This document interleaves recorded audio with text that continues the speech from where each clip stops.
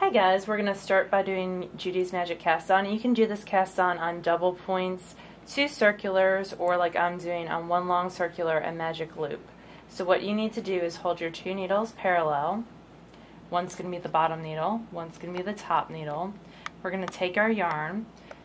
The yarn is attached to a ball and we have a tail, and just similar to any cast on where you have a tail where you have to cast on, you have to pull out, like twisted German or long tail cast on, around 1 inch per stitch, maybe a little bit less.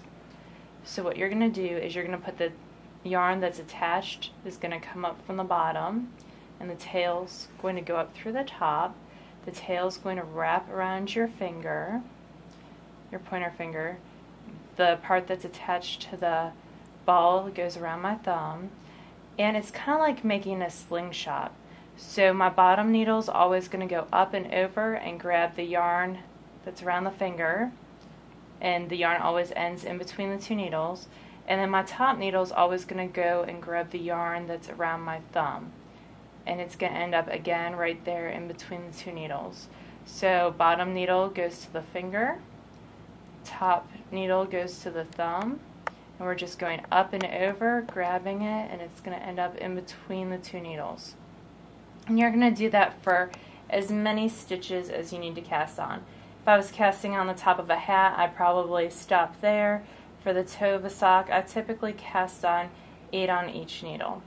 So when I have a good amount on, I have 1, 2, 3, 4, 5, 6, 7 now on each needle.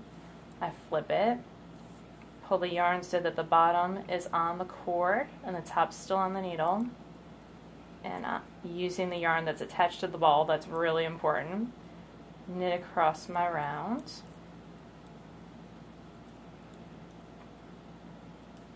And then when I get to the other side, I'm going to flip it again.